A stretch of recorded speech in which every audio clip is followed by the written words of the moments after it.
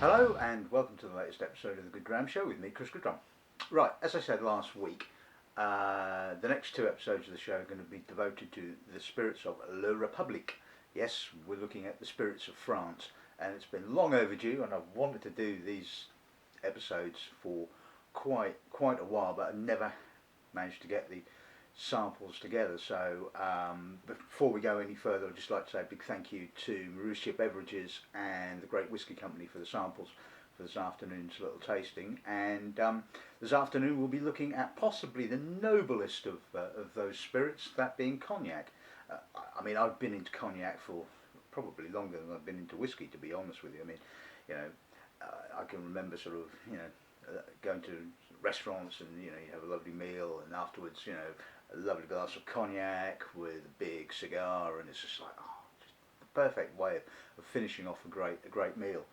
And although cognac itself is probably one of the oldest spirits and like I said, one of the most noblest spirits, it's probably also one of the most misunderstood spirits, and a lot of that has a tendency to do with the terminology they use, but obviously I'll get onto that in a minute. It's also a very complex spirit. It's not a case of they're just making the base product, distilling it, job done. The cognac region as a whole, slightly north of Bordeaux, is split into what they call a number of crus, which essentially is ranking, I guess, the different vineyards with the terroir and the production and things like that.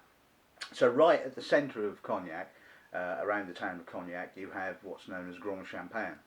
Now Grand Champagne is where probably the most elegant and lightest styles of cognac come from. Cognac, as you probably know, needs to be distilled from a fairly acidic base wine, which is why most cognac producers use Uni Blanc, because it is a very acidic grape variety, and it's the acidity that they want to keep throughout the whole of the process, to keep the sort of like the fresh element with regards to certainly the younger spirit. They use a bit of Colombard and a bit of Folle Blanche as well, but predominantly Uni Blanc is the mainstay of the industry. So centre of Cognac, you have the Grand Champagne. Slightly to the south and slightly around it, you have the Petit Champagne region, which, I mean, the Grand Champagne is fairly small. It's only a few thousand hectares of vines. The Petit Champagne is a little bit bigger, like I said, and sort of similar kind of characteristics to Grand Champagne. The third area is slightly to the northwest of the town of Cognac, and is called Borderies. Now, Borderies area tends to produce quite a floral, aromatic, sweet style of spirit. And it's very rare to find a cognac that's produced entirely in that area. I imagine there probably are, but generally speaking, what you tend to find is they will either be from, say, something like the Grand Champagne, Petit Champagne, and then the other regions, which includes the outer ring called the Fin Bois, tend to be, and also the Bois Ordinaire, which is the further outer ring, and then right sort of northwest area you have the Bois Ordinaire, which is sandy soil. The last three of these areas tend to produce the more sort of powerful, pungent styles of cognac, and they're generally used in blending, which is what I was going to get onto. And again, this is what makes cognac a very interesting and very difficult spirit to kind of get to grips with, because all of the bottlings generally tend to be blends. They're not from, I mean, yes, they do single vintage bottlings, but very rarely do cognac distilleries do much more than one or two. Armagnac distilleries, on the other hand, tend to do quite a number of vintage dated bottlings, but obviously we'll get onto that next week. Now, so basically, what you have is you have this complicated sort of structure, and then the blending aspect, to create your house style. Now, um, interestingly enough, a lot of the cognac, the history of cognac is populated by some of the big names. So you probably know Remy, Courvoisier, that kind of thing, Delaman. And these cognac houses have been in existence for hundreds of years, and some of them, like Hennessy and what have you, are now huge companies. And there is essentially, at the end of the day, two different approaches, two different styles, I guess you could say, with regards to cognac. You have the individual producers, the individual domains which grow their own grapes, produce the wine, and then distill the wine into cognac.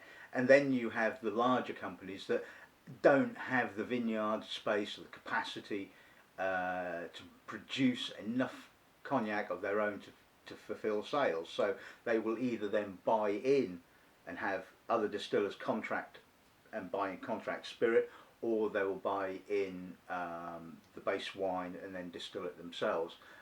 One of the producers that we're looking at today, Maxime Trijol, certainly falls into that latter category.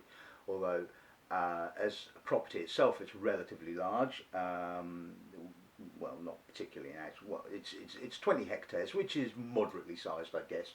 But it does a lot of contract work, and so buys in a lot of. I'm pretty certain I've got this right. Buys in a lot of base wine to do the distilling. Other companies like Hennessy, Martell, Remy, etc. will buy in contracted spirit, generally speaking, although they probably buy in grape juice as well to distill, but they will buy in. And this is why you have, at the lower end of those sort of Courvoisier, Hennessy ranges, the quality can be a bit hit and miss, shall we say. It's generally very young spirit, and they buy it in, they grade it, they decide what they're going to do with it. Generally speaking, their more expensive bottlings will be their own distilled spirit, but you know, the mass market stuff will be the stuff that they've bought in, and a lot of it's pretty ropey, to be bluntly honest with you, which is why we're looking at 4 individual domains that produce their own spirit from their own grapevines. So you know, we're talking the creme de la creme of cognac producers, not necessarily bottlings, because we'll get on to what I'm going to be tasting in a minute. But before we do, there is one other thing that, and the biggest misconception that I need to clear up about the whole cognac denouement, shall we say, for want of picking a French word out of the ether, and that is age of spirits. Now, the thing about cognac, like I said, it is a blend. It is a blend of spirits of different ages, and when you create one, obviously you have to bear in mind your retail price. So you know, you can't go making a VSOP that's chock full of really old spirit. And this was something I learned when I visited Maxime Trijol, I think, which was about 2006, and we had a masterclass in blending. Now, we had to blend together a VSOP, and it was widely accepted that my VSOP was the best VSOP of everybody's. The only problem is I used too much 40-year-old spirit in it, and it was kind of going to cost an arm and a bloody leg in relative terms for a VSOP. And so to get your head round it for a start, each cognac is a blend. Now, this is where it again gets confusing because of the terminology. You have what is known as a 3-star or a VS cognac. Now, these terminologies apply to minimum ages. So if you have a bottle labelled as a VS cognac, the minimum age of the spirit in that bottle has to be 2 years old. If it is a VSOP, very special old pale, which is what it's called, it has to be a minimum of 4 years old. And for an XO, it has to be a minimum of 6 years old. Now, the biggest misconception is quality. People seem to have this, I don't know, misconception that XO means brilliant. Well, it doesn't. XO is purely just a minimum age statement. You can have very, very good XOs, and you can have awful XOs. So it is not a quality marker or anything like that. Now, a lot of the mass market VSOPs and VSs will be the minimum age because it's basically distilled, aged for as short period of time as possible, pumped it out, job done. Quality producers like the ones that we're going to be tasting this afternoon will leave it in the cask for longer until it's ready. Then they will bottle it, and then they will call it whatever they want to call it. I mean, some cognac producers just don't even bother with these terms. Leopold Gourmel is a classic example, and it calls its range things like age of fruits, age of flowers, age of spices, and so you kind of get the idea, you know, of what the style of the cognac is, rather than having to sort of worry about, well, is it an XO, is it a VSOP, how old is it, yada yada yada. You know, it's like at the end of the day, age statements really, when it comes down to cognac, is irrelevant. What basically you get what you pay for. The more money you spend on a cognac, the older the spirit you will get. Generally, the more complex. Doesn't always work out like that, but you know, most cognac producers and Armagnac producers will, you know, produce a reasonable spirit, stick it in a cask for 40 odd years, you'll end up with something relatively complex. And what I love about cognac and Armagnac is the threefold characteristics of it. You have the character of the spirit, you have obviously the wood character, which generally speaking isn't that much in cognac, because most cognacs and Armagnacs are aged in very old barrels made from Limousin oak, so it's tightly grained to start off with, and they're generally quite inert really by now. And obviously the third biggest flavour is what they call the rancio, which is the oxidation character of being in a cask for so long, and how the spirit reacts with the air. And often I tend to find these kind of rancio characters in quite old sherry cask whiskies. They start to display that kind of sort of raisinated, dried fruit kind of character, which is not quite the same as the raisinated fruit kind of character you get from a sherry cask. But anyway, I'm kind of going off on one really. But essentially, so cognac is the spirit. You know, it is all down to the master distiller, or the house master, or whatever you want to call him, and his putting together of the blend. And a lot of the recipes go back absolutely donkey's years. I mean, for example, again, when I was in the Cognac region, visited the main Chez Milland, get it right, twist my tongue around that, and it had only just recently been taken over by the current owners, one Francis Abacassis, great name, huh? And the old man Leyrat had basically kept all the recipes in his head.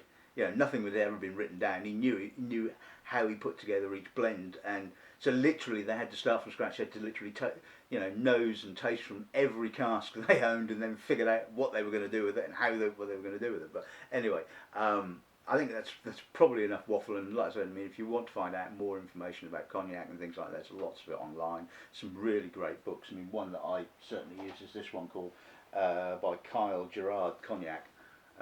Really good book. And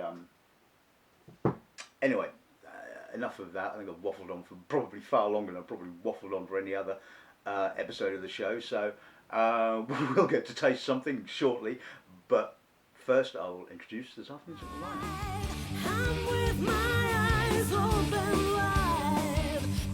Right, okay, so I'll give you a quick bit of history about each of the properties we're going to be tasting this afternoon. I'm going to kick off with this one, which is the VSOP Selection and Nid from Ragnaud-Sabourin. Now, Ragnaud-Sabourin is probably one of the most prestigiously privately owned estates in the whole of Cognac. 50 hectares of Grand Champagne. Was founded in 1850 by a chap called Gaston Briand and Marcel Ragnaud. Now, Gaston Briand was one of the main instigators behind the 1936 classification of the terroirs and the subsequent labelling of the various regions or crus of Cognac. And of course, his 50 hectares were, well, I was surprised there, Grand Champagne. No, I'm probably being a bit flippant, but anyway. So, very, very old cognac house. brilliant quality. Second one we'll be looking at is Cognac Leyrat's VSOP Premium. Now, like a number of cognac properties, generally tend to have more than one range. Certainly Leyrat, which, like I said, is owned by Francis Advocacies. This particular property is the domain Chez Milan, but they also own another property called domain Main Grillon, which forms another range that they do. So they're quite big. I mean, Francis owns 250 hectares, of which I think 90 hectares is owned by domain Chez Milan, and it's all found in the Finois, the outer region, which I tend to find tends to produce a more minerally kind of style of cognac personally. But anyway, so basically this is, they do three ranges, well more than ranges, but from Leyrat they do the two ranges, this particular range, and then they do their sort of selection range, sort of lot 71, lot 50 and whatever. And then, so this is the VSOP. I'm guessing, well, coming back to the selection NE, that's about 8 years old, and I would suggest that probably the Leyrat is about a similar kind of age, 6 to 8 years old. The third one that we'll be looking at is from Maxime Trijol, and again, they have two ranges. They have this range, which is their Grand Champagne range, which comes from their own vineyards in the 20 hectares of vineyards in Grand Champagne. Then they have another range, the sort of premium range, which comes from vineyards outside and probably mixed in with a bit of Grand Champagne. Formed in began in 1859. This VSOP is about 10 years old, and like I said, Trijol are a big distillery. They have 22 2,500 litre stills, and although they only have 40 hectares of their own, like I said, I'm pretty certain they will buy in wine, and then they will distill for contracts. And the contracting started about 1960-62, and currently it's owned by, or being run by a member of the Trijol family, Jean-Jacques, who I met when we were out there. A lovely guy he was too, producing some lovely spirit. Then we'll be looking at the Alliance number 20, Reserve Spéciale from Ragnaud-Sabourin. Now the thing with Sabourin is that they generally, it's about 20 years old, it's the number 20. They also do a number 10, a number 35, and although it doesn't have sort of a VSOP or an XO kind of designation, it could theoretically be an XO, being sort of 20 odd years old, but they tend to prefer to sort of use that terminology. And the last spirit we'll be looking at is property I don't really know very much about at all, Cognac Tiffon. Now apparently they were established in 1875, and the property owns 40 odd hectares of Grand Champagne and Finois. This is not quite their top end bottling, but quite close to the top. It's called the Chateau de Triac, which is a chateau, obviously, which they own, which has its own vineyards. They're a relatively big distillery. They have 10 stills, and this, like I said, is the Chateau de Triac. So a bottle of 40%. For those of you who like to know, the VSOP in NE is 41%. The Leyrat is bottled at 41%, 40%. Trijol's bottled at 40%. Unusually, the Alliance number 20 is bottled at 43%, and the Chateau de Triac at 40%. Now, most cognac tends to be bottled around about 40%. It seems to be their preferred ABV, but some, like Sabourin, will bottle at 43 or 46% in some cases. So anyway, well, I don't know about you, but my mouth is getting pretty dry, so I think it's time to kick off the tasting and start with the selection I need.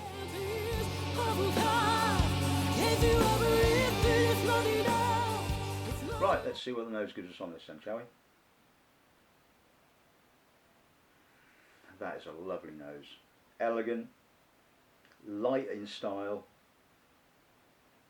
It's got a apricot-y, maybe, sort of slight dried fruits, a little bit of sultana, some apple.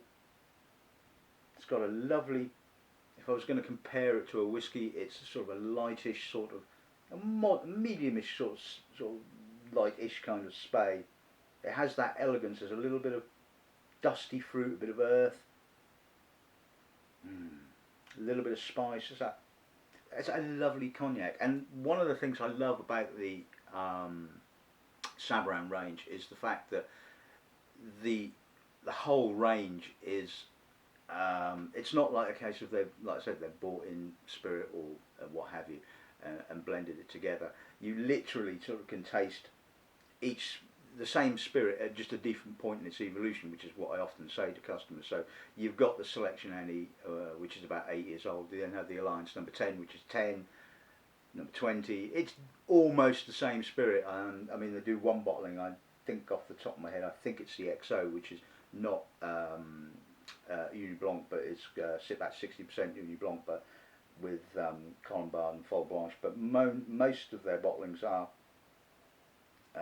from the Uni Blanc grape, but lovely delicacy. A little bit of dried, orangey kind of fruit, citrus. Oh.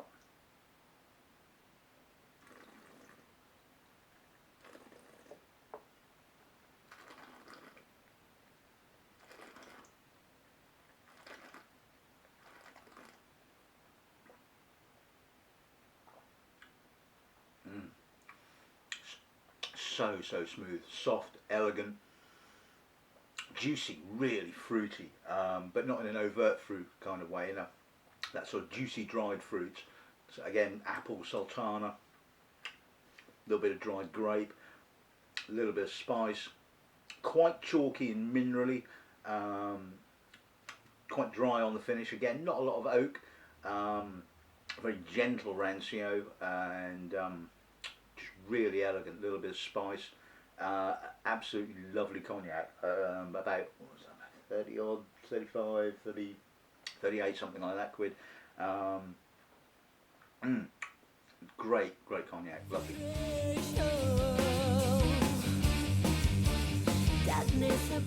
Right, moving on to the Leyrat.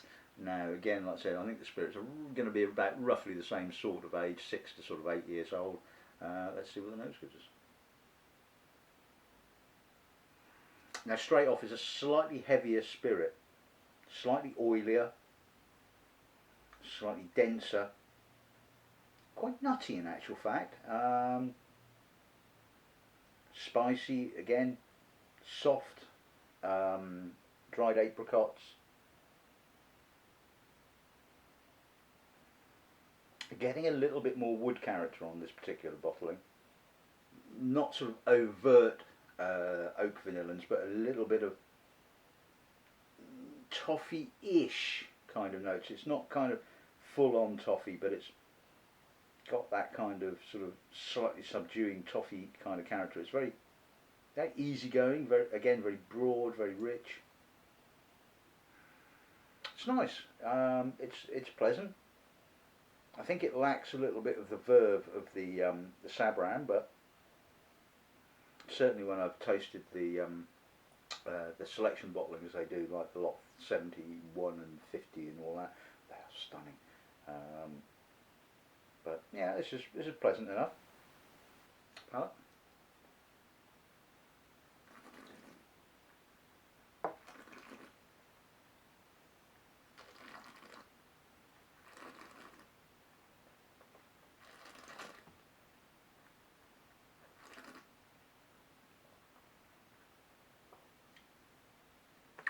Really nutty on the finish. Again, it's weightier, oilier, simpler spirit. I don't think it, as we don't sell this particular bottling, I'm guessing this is probably in the sort of early 30s, maybe sort of high 20s. More sort of toffeed, softer, easier going, pleasant. Again, you know, a lovely spirit, it has to be said. Very different in style from the Sabourin. Doesn't quite have the minerality and intensity that their selection does, but then you wouldn't expect that. It's the, sort of like the next range up, shall we say. but certainly really good spirit, and interesting, different.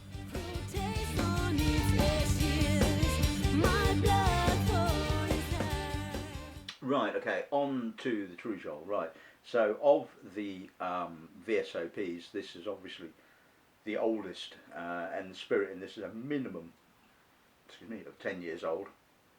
Let's see what the nose gives us.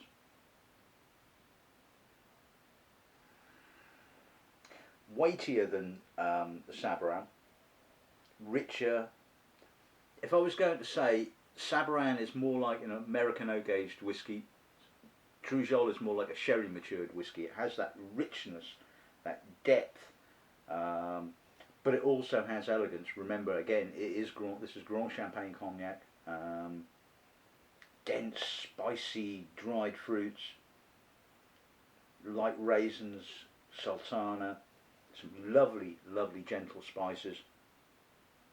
Slight violety note maybe, just a little bit, but that has got some depth.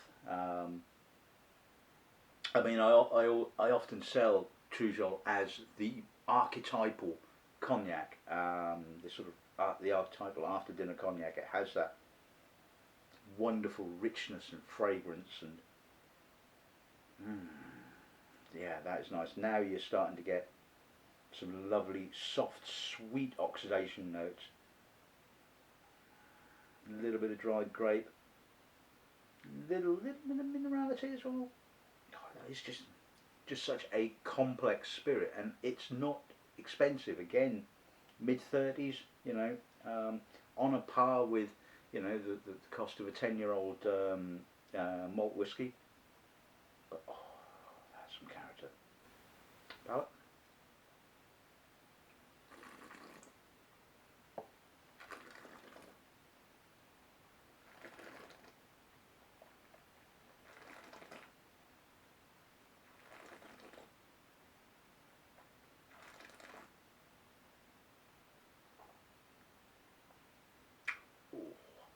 Now that is smooth, glides, that dark, slightly darkened honey, a little bit of chocolate, bitter chocolate, certainly quite chocolatey up front on the palate.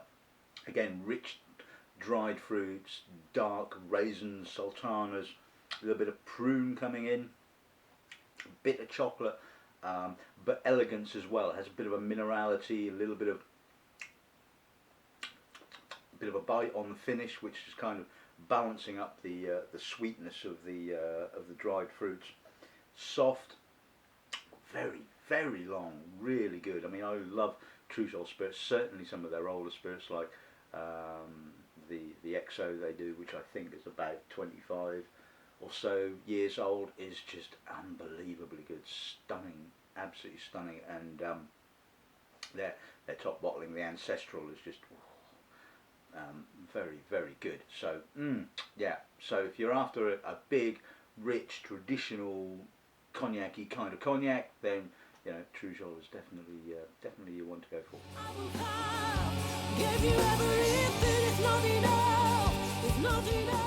Okay, so moving on, you know, doubling the age statement, relatively speaking, onto the Alliance number 20. Let's see what nose gives us on this.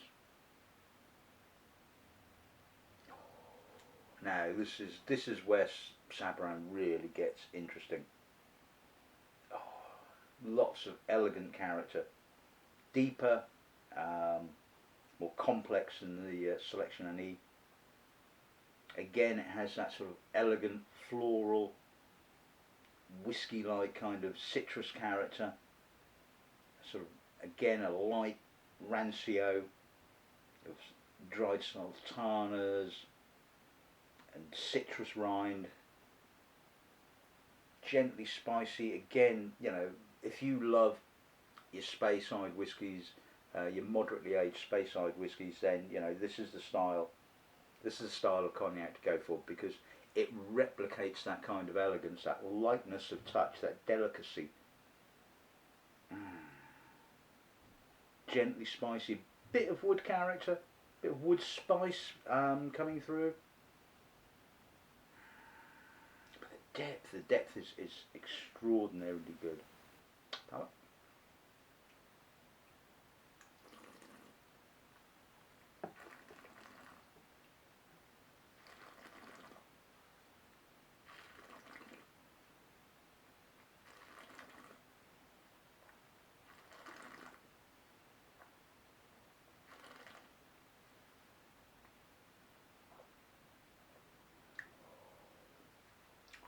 finish. Gentle spices, soft fruit, gentle oxidation character, a little bit of nuttiness coming through right on the very end. Floral, we're not overly floral. Elegant, it's just elegant, you know, that is just such, you know, an apt word for it. You know, more dried citrus rather than the darker fruits of Trijol, but just so elegant and so long. Absolutely wonderful spirit. I mean, I think this is what, about 75 quid a bottle, but oh, that's so worth it.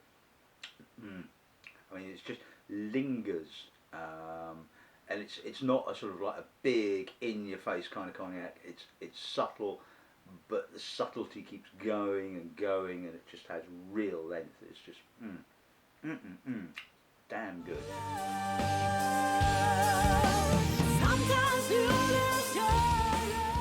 Right, and finally on to the Chateau de Triac. Now, like I said, I don't really know Cognac Tiffon. I've never tasted any other of their bottlings. This is the only sample that I've got of theirs. So, let's see what those give us. Oh, that is earthy. Oh. Now, we're more in the Trijol kind of rich style, but it has underneath that it has a kind of a bracing minerality, which is what I'm guessing is the combination of Grand Champagne and Finois spirit. Rich, darker dried fruits, sort of almost walnut, prune, starting to get a little bit almost like a kind of an Armagnac-y kind of rancio. I mean, it's possible that there may well be some Fol Blanche in here, rather than just Uni Blanc. Really spicy, dusty spices, very luscious. I mean, I don't know how old this is, but I'm guessing this has got to be at least 20, maybe 25, with that kind of oxidation character. I mean, I could be wrong, but certainly sort of seems to indicate that kind of age on the nose. Full, rich, but you know, it has that minerality, that balance. Palate.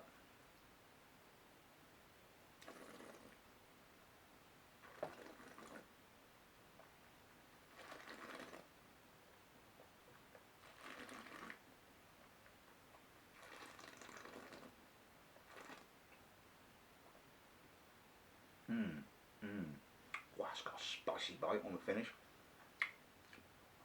A little bit short, but that's that kind of spices, and funnily enough, I would have thought that was bottled at more than 40%, but it isn't. Again, rich, spicy. Like I said, more darker fruits in the kind of prune, sort of dark treacle, that kind of end of the spectrum. Not quite as long as the Sabourin. That sort of spiciness and maybe that sort of little bit of minerality kind of does cut it a little bit on the short side, but really good spirit, really full, earthy, a little bit of violety I got on it, which was interesting. Wouldn't have expected that to come through. Certainly that's a characteristic of the Borderies kind of style of cognac, so I'm quite surprised. A little bit of coffee, certainly on the aftertaste. The aftertaste is nice. I mean, it's not a bad cognac. It's really, really quite pleasant. It's just not quite as good as the Sabourin.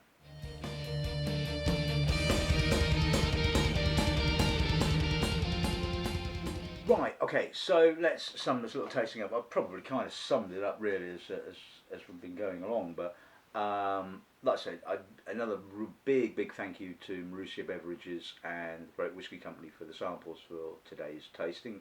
Couldn't have done it without you guys, thank you very much. Sabourin, I love Sabourin. I mean, it possibly is my favourite cognac. I love the elegance, I love the the sort of the softness, the sort of slightly floral style, the like I said, comparing it to a sort of an American oak aged Speyside whiskey is probably not a bad kind of way of describing it to for those that don't know cognac particularly well. Elegance and real class. The Leyrat, the VSOP Premium, it's all right. It is what it is. It's probably of that point price wise. We never stocked this particular range because, again, I didn't think it had the quality of the other range that they do, the selection range. But as a cognac itself, it's pretty good. Can't argue with that. Trijol, again, great cognac house. Lovely people that run it. I'll always have fond memories of doing the masterclass there. It has to be said, and great cognac. And what I love about it is the different in style. It complements the Sabourin kind of style really well, which is why we stock it. So again, an absolutely stunning range of cognacs. The Tiffon, yeah, okay, it was okay. Spirit was fine, reasonably good, nice complexity, bit short. And I think this is the thing with cognac, and certainly with the ones that I've tasted, that to me the benchmark is certainly Sabourin and Trijol. They are the benchmark as far as I'm concerned as cognac.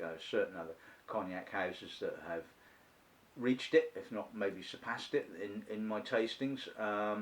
But the thing is, it's about the whole range. It's not about individual bottlings. It's not about, alright, I've never tasted the Louis XIII, but I would imagine it's going to be pretty damn good.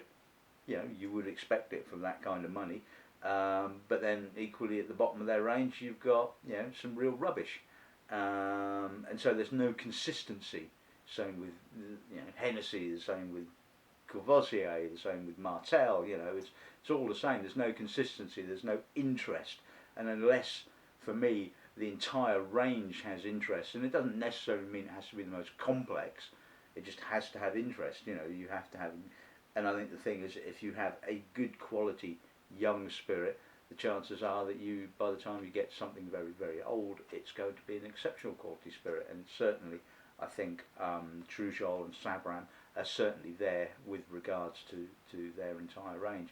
Trijol, I mean, Leyrat is as well to a certain extent, although I think it's probably unfair tasting this particular range against these two ranges. This would have probably been shown a lot better if I'd have tasted it against the premium range from Trijol. Sabourin don't do a secondary range. It's just the one range. That's it. You get it. And there you have it. So yeah, there you go. That's this afternoon's little tasting. I hope I haven't bored you to death with my rabbiting on about cognac, but I think because it's quite, like I said, because it's quite has a lot of misconceptions towards it. I just thought it was, to do an episode of the show justice on it, I had to go into a bit more detail about the regions and etc. So I kind of hope you've kind of stuck with it. Maybe you've learned something. Who knows? But anyway, all I can say is that if you're after a quality cognac, you can't go too much wrong with picking a cognac from any of these particular properties.